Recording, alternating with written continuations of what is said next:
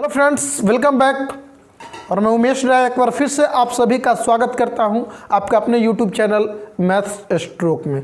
और maths stroke में आज हम लोग बात करेंगे क्लास 10th। और क्लास 10th नहीं कहेंगे, सीधा मैं कहूँगा वैसे स्टूडेंट्स जिनका अब से ठीक 15 दिन बाद 17 तारीख को आपका एग्ज़ाम होने वाला है। कुल मिलाकर आपका जनवरी ख़त्म है, आज फरवरी का पहला दिन है, तो आपको उंगलियों पर दिन बच गया है। तो ऐसे में आप क्या करें कि इस क्वेश्चन को प्रिपरेशन करें और देखें कि आपसे कौन कौन क्वेश्चन बन रहे हैं, और वैसे क्वेश्चन को भी करें जो आप तैयारी कर चुके हैं एनसीईआरटी बुक से। उसके अलावा भी कुछ क्वेश्चंस आते हैं जो जिसका क्वेश्चन में जिक्र नहीं है, ऐसे बच्चे फंस जाते हैं। तो आइए वैसे ही एक क्वेश्चन को सोल्व करेंगे। बहुत इंपॉर्टेंट क्वेश्चन है हाइट एंड डिस्टेंस का, तो ध्यान से समझेंगे, बहुत ईजिली तरीका से समझ जाएंगे। अब देखिए, हाइट एंड डिस्टेंस का क्वेश्चन कह रहा है कि मीनार के आधार से एक सरल रेखा में, मीनार के आधार से बेस से एक सरल रेखा में 4 मीटर एवं 9 मीटर की दूरी पर स्थित दो बिंदुओं से मीनार के शिखर का उन्नयन कोण पूरक कोण होता है। चलिए देखें ना, आप अगर एनसीईआरटी पढ़ रहे हो, अगर आप एनसीईआरटी से तैयारी कर रहे होंगे तो देखेंगे कि हाइट एंड डिस्टेंस जो आपका 9.1 यानी कि प्रश्नावली 9.1 का जो 16वां क्वेश्चन है वो ऐसे ही क्वेश्चन है। इसमें थोड़ा सा घुमा के पूछा गया है। उसमें सिद्ध करना है कि मीनार की ऊंचाई 6 मीटर है और इसमें मीनार की ऊंचाई निकालना है। ठीक क्वेश्चन में कुछ भी चेंज नहीं है, समझ गया ना। उसमें आपको सिद्ध करना है और इसमें मीनार की ऊंचाई निकालना है, जबकि उसमें मीनार की ऊंचाई दिया हुआ है। तो आप अगर जानते होंगे तो आराम से कर सकते हैं, नहीं तो आराम से वीडियो को देखिए लास्ट तक, बहुत अच्छा कॉन्सेप्ट मिलने वाला है। क्योंकि एग्जाम में ना क्वेश्चन को ऐसे ही घुमा कर पूछ देता है, ठीक है ना। अगर जो बच्चे रटेंगे वो लिख देंगे सिद्ध या कि बराबर इतना, तो समझ जाएंगे कि बच्चे रट गए। इसमें सिद्ध नहीं करना है, मीनार की ऊंचाई ज्ञात करना है। और अभी तक आपने जितने क्वेश्चन किए हाइट एंड डिस्टेंस के, उसमें कितना डिग्री का कौन कौन बन रहा है, 45 डिग्री, 60 डिग्री, ठीक है ना, 30 डिग्री, वो सारे दिया हुआ था। लेकिन एक क्वेश्चन ऐसा है, इसमें शिखर का उन्नयन कोण 30, 45, 60 नहीं बोल के लिखा हुआ है, पूरक कोण बनता है। क्या बनता है? पूरक कोण, ठीक है ना। तो चलिए क्वेश्चन में ही पूरक कोण क्या होते हैं उसके बारे में समझेंगे। तो चलिए हल करते हैं। तो सबसे पहले ध्यान दीजिएगा कि हाइट एंड डिस्टेंस का कोई भी क्वेश्चन है उसमें सबसे महत्वपूर्ण चीज़ होता है चित्र, यानी कि फोटो बनाना। देखिए डायग्राम कैसे बनाते हैं। पहले नंबर एक बेस तैयार कर लिए। देखिए ये बेस है और बेस के किसी एक साइड से, या तो इधर से नहीं तो इधर से, किसी भी एक तरफ से आप क्या करेंगे, मीनार खड़ा कर देंगे। देखिए बेस पर मीनार खड़ा कर दिए। और कह रहा है कि इस रेखा, ये जो रेखा है मीनार के आधार से एक सरल रेखा, तो मीनार का ही आधार हो गया। इस सरल रेखा पर दो बिंदु लेते हैं, एक बिंदु यहाँ ले लेते हैं और इससे कोण बनाते हैं, और एक बिंदु यहाँ ले लेते हैं। देखिए ऐसे एक बिंदु यहाँ ले लिए, एक बिंदु यहाँ ले लिए। इसका नाम रख दीजिए ABCD। अब इस फिगर को ऐसे भी बना सकते हैं, इधर से भी बना सकते हैं, क्योंकि मैथ्स जो है रटने की चीज़ नहीं है स्टूडेंट्स। इसको कॉन्सेप्ट को समझिए आप, बिल्कुल बारीकी से समझ में आ जाएगा।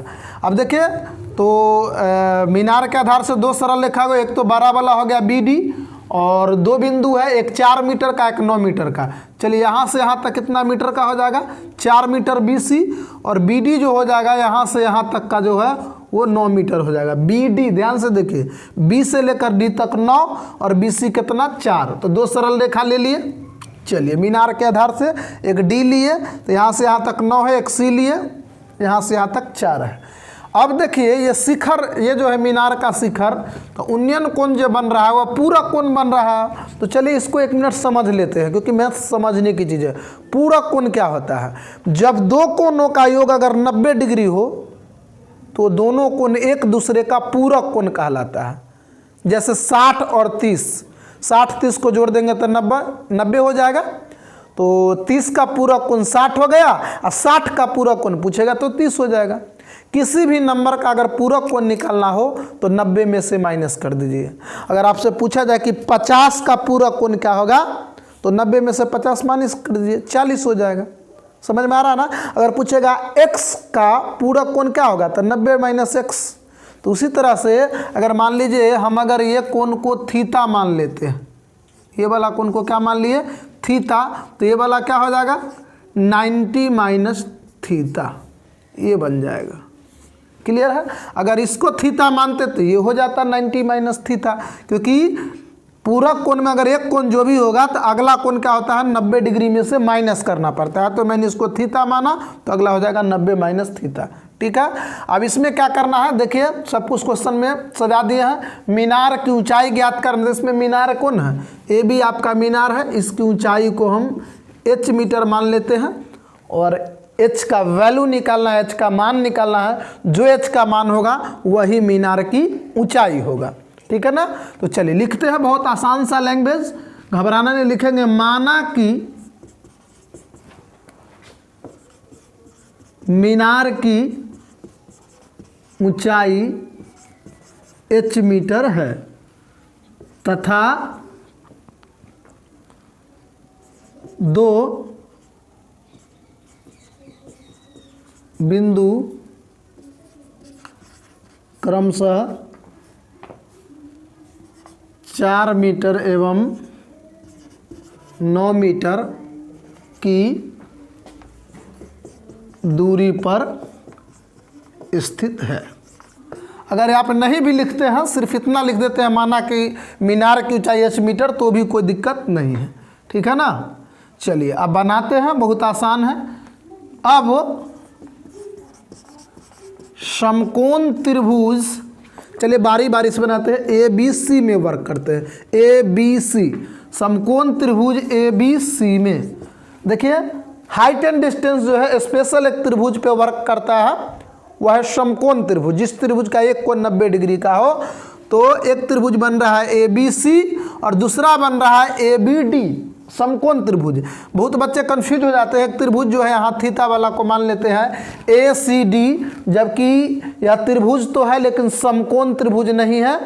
और हाइट एंड डिस्टेंस में समकोण त्रिभुज की बात होती है, इसीलिए हम ए सी डी नहीं लेंगे। क्या लेंगे, एक लेंगे ए बी सी, ध्यान दीजिएगा बात को, और दूसरा लेंगे ए बी डी लेंगे। क्लियर है। तो अभी हम किस में वर्क कर रहे हैं, ए बी सी में। तो चलिए, तो इसके दो भुजा से हमको मतलब रहता है, त्रिभुज के दो भुजा से, क्योंकि त्रिकोणमितीय अनुपात जो होता है वह समकोण त्रिभुज के दो भुजा का अनुपात होता है, या फिर साइन टेन कॉट 6 जो है सब क्या है, त्रिभुज के दो भुजा का अनुपात है।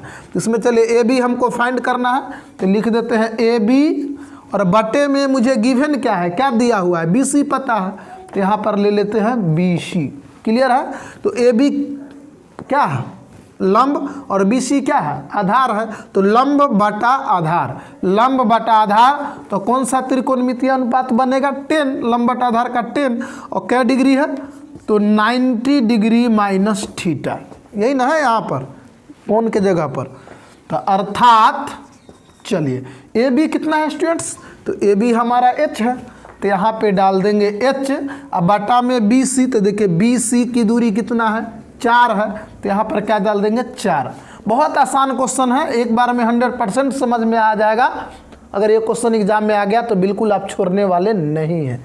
तो अब देखिए यहाँ पर एक फॉर्मूला काम करता है, 10 90 माइनस थीटा बराबर आपको पता होगा कॉट थीटा होता है, नहीं तो आप बुक में देख सकते हैं, बहुत सारे बच्चे को पता भी है कि 10 90 minus theta is equal to क्या होता है, कॉट थीटा। अब इसको हम लोग मान लेंगे समीकरण 1। क्या मान लेंगे, समीकरण 1। चलिए त्रिभुज ए बी सी का काम क्लियर हो गया, खत्म हो गया। अब चलते हैं त्रिभुज ए बी डी में, किसमें, ए बी डी में। तो लिखेंगे पुनः समकोण त्रिभुज ए बी डी में, ए बी डी में। ठीक है ना। अब ए बी डी में फिर से वही करेंगे, एक बार ले लेते हैं ए बी, बटे में ले लेंगे बी डी। ठीक है ना। फिर से देखिए ए बी क्या है हमारा, लंब है, और बी डी क्या है, आधार है।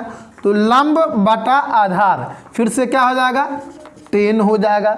और कोण कितना डिग्री का है, तो यहाँ थीटा है, तो यहाँ पर हो जाएगा 10 थीटा।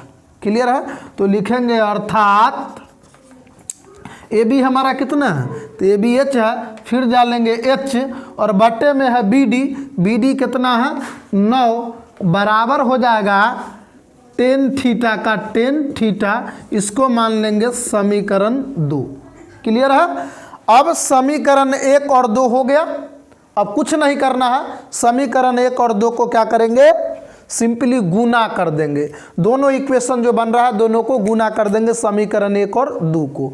तो आपको पता है कि जब भी इक्वेशन को जोड़ते हैं, घटाते हैं, गुना करते हैं, तो याद रखिएगा कि LHS में LHS को गुना करेंगे और RHS में RHS को गुना करेंगे। ठीक है ना। यानी कि बायां पक्ष में बायां पक्ष के साथ जोड़ घटाव गुना भाग कुछ भी होता है जब भी आप दो इक्वेशन के साथ कुछ करते हैं तो, और RHS में RHS यानी दायां पक्ष को। तो चलिए लिखते हैं, यहाँ से लिखेंगे समीकरण 1 और 2 को गुना करने पर, समीकरण 1 और 2 को गुना करेंगे तो हमारा LHS कितना है, तो H/4 गुने हो जाएगा। दूसरा समीकरण का LHS कितना है, H/9 बराबर RHS कितना है, तो cot थीटा गुने इधर RHS कितना है, इक्वेशन सेकेंड का 10 थीटा। ठीक है ना। तो अब देखिए H को S से गुना करेंगे तो क्या हो जाएगा, H², और 9 को 4 से तो 9 चक्के 36। अब बराबर क्या होगा, तो देखिए यहाँ पर एक फार्मूला है, आपको पता भी होगा। अगर आपको पता है तो फटाफट कमेंट करके मुझे बताइए कि cot थीटा गुने 10 थीटा बराबर क्या होगा। इससे मूल्यांकन भी हो जाएगा, आपकी तैयारी कितनी है ये भी पता चल जाएगा। क्योंकि त्रिकोणमिति जो है फार्मूला अगर आपको याद नहीं है तो त्रिकोणमिति में आप कुछ नहीं कर सकता, आप 0 है। इसीलिए आप फटाफट कमेंट करके बताइए cot थीटा गुने 10 थीटा बराबर कितना होता है। ठीक है। चलिए मैं बता देता हूँ, 10 थीटा गुने cot थीटा या फिर cot थीटा गुने 10 थीटा बराबर क्या होता है, 1 होता है। स्टूडेंट कितना होता है, 1 होता है। क्लियर है। तो या H² बराबर हो जाएगा 36, इधर भाग है तो इधर आकर गुना हो जाएगा। ठीक है ना। चलिए नीचे स्पेस नहीं, इधर लिख देते हैं, इसीलिए H बराबर स्क्वायर हटेगा तो क्या चढ़ जाएगा, रूट चढ़ जाएगा। इधर स्क्वायर हटा तो रूट। ठीक है ना। चलिए बराबर हो गया, H बराबर हो गया 6 मीटर। और यही मुझे निकालना था, मीनार की ऊंचाई निकालना था, और मैंने मीनार की ऊंचाई को क्या माना था, H का वैल्यू कितना निकल गया, 6। अतः लिख लेंगे। चलिए यहाँ पर लिख देते हैं, स्पेस की कमी है, लिखेंगे अतः लास्ट में लिख दीजिएगा मीनार की ऊंचाई H बराबर 6 मीटर। आपका क्या हो गया, प्रूव्ड हो गया है। ठीक है ना। तो ये क्वेश्चन बहुत इंपॉर्टेंट था। आई होप कि सारे स्टूडेंट्स इस क्वेश्चन को अच्छी तरह 100% समझ गए होंगे। और यदि आप कम समय में, अभी 15 दिन में मैथ पर पकड़ बनाना चाहते हैं, आपका मैथ वीक है, तो आप हमारे चैनल को निश्चित तौर पर सब्सक्राइब कर लीजिए, बेल आइकन को ही प्रेस कर लीजिए, और जब भी मैं वीडियो अपलोड करूं तो उसका नोटिफिकेशन आपके पास मिलता रहेगा।